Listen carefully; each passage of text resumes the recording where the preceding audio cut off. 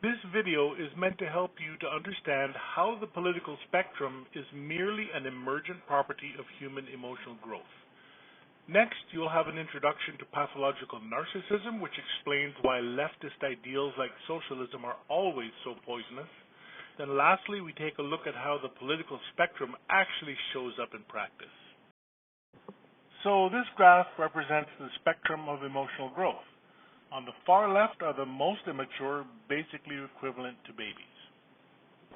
On the far right, we will find the most emotionally mature people, those whose growth keeps pace with their age. This arrow represents the direction of increasing growth from narcissistic to true emotional maturity. It is only natural for little children to not understand anything more than a group concept around themselves because they've only recently been released from the umbilical cord.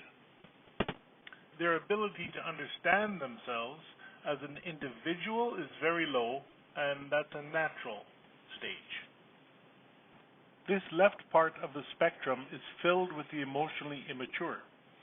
The bicolored dots are normal people. They're just a mixture of emotional development. The pink dots, however, represent the most disordered people whose emotional maturity is completely stalled at the level of a preschooler. Those who we would identify as pathological narcissists.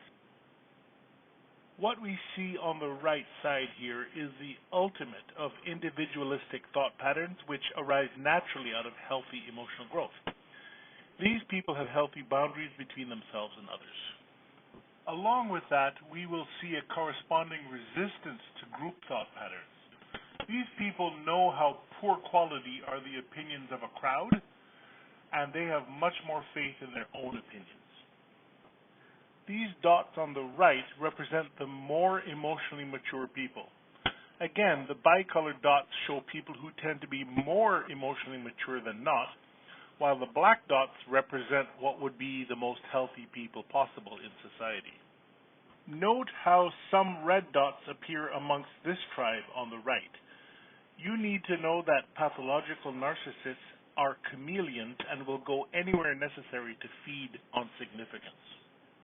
Both right and left political ideologies emerge out of the same features of emotional maturity. Black and white thinking gives way to nuanced ideas incorporating shades of gray. Virtue signaling gives way to actual virtue. Borrowed morality gives way to firm internal values. Copied ideas give way to original ideas. Dependence gives way to self-reliance. External significance gives way to internal significance. Disrespect for humanity gives way to a love of humanity. And jealousy towards the emotionally mature gives way to the active promotion of emotional maturity in others. The next critical concept to discuss is pathological narcissism. This is a reality of our world. It always has been, and yet very few of us have a conscious grip of this syndrome. We are either totally clueless or it is too extreme to face up to, and so we remain deliberately, willfully ignorant.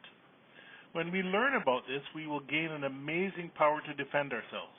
When we force ourselves to face this reality, we can use this as a tool to help us grow up a lot and become bulletproof. This chart describes a range of normal people from 10 o'clock to 2 o'clock. They possess various levels of emotional maturity from high to low. Not everyone keeps pace with appropriate progress. Some are ahead and some are behind.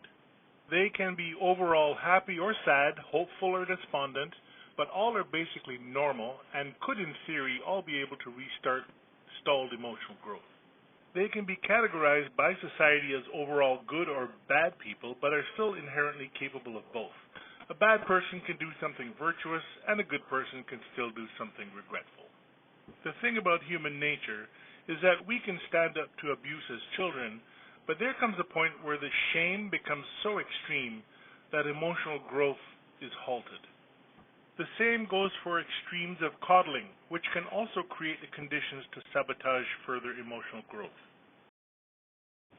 Anything beyond this point, these horrifically abused people will break away or snap to become 180 degrees from the rest of humanity, occupying a narrow band of very predictable behaviors. At this irretrievable stage, they will have totally abandoned their inside and become equally obsessed with their outside. They work 24/7 to construct from scratch a completely different outside designed to hide themselves by appearing to be very compelling. Needless to say, what they seem like on the outside is a complete departure from what they are actually like on the inside. What you see is not what you get. To help you understand how truly backwards are their thinking patterns, ponder this phrase: we say we hate you because you're so bad. In reality, we loathe you because you're so good. This describes the unique realm of what we refer to as the pathological narcissist. This is the hardest concept to wrap our heads around, but it's extremely important because it explains so much to keep us safe. To further reinforce this point, you can see that the graph is incomplete. Which people inhabit the missing areas? The answer is no one does. It's completely vacant. The person is either within that range of normal or they've departed far away to an entirely different part of humanity. Yes, this is a terrible truth, but there you have it. If it explains things, we simply have to accept it as reality. We can now talk about the political spectrum and tie it to human emotional maturity. On the far left side, we can see how totalitarian government parallels the immature thinking of children whose comfort zone is still firmly inside a family system. They have no ability to conceptualize anything outside of a group. On the far right, we find the highly developed individualism of the truly emotionally mature, represented by the philosophy of anarcho-capitalism with no government, no compulsory taxes, and no mob agendas. This is how they see would be the best society to strive for. Libertarians are approximately in the middle, somewhat right of center, where they inhabit, yes, a political structure, but are unique in that they would work continuously to reduce government expense, taxes, and interference in our lives.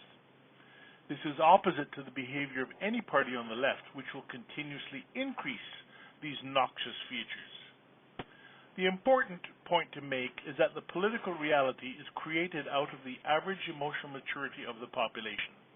The only way to achieve lasting improvements in political outcomes is to increase the average emotional maturity of the population.